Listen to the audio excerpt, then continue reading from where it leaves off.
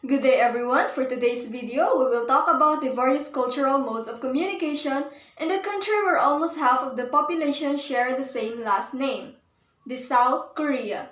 So before I begin, let me introduce myself first. 안녕하세요, Emmeline Bernido Imnida from the Bachelor of Secondary Education, major in Mathematics, and welcome to our guide to various cultural modes of communication in South Korea. Indirect communication. The South Korean communication pattern is generally indirect and quite verbose.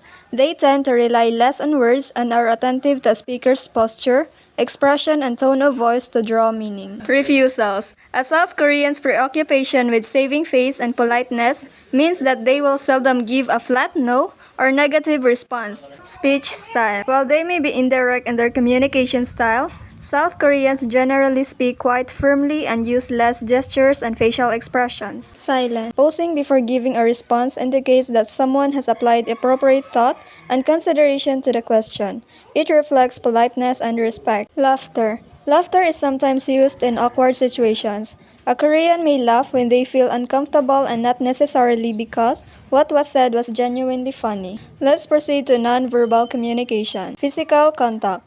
Koreans are generally not physically affectionate with one another.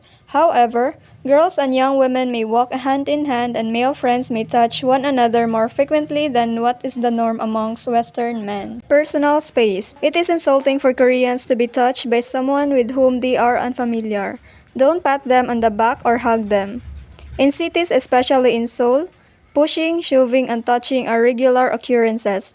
Don't be offended by the lack of apologies. Pointing. If calling someone over to you, do not point with your index finger. Instead, use your entire hand in a claw movement. Eye contact. During a discussion or friendly conversation, make full eye contact with the person you are talking to.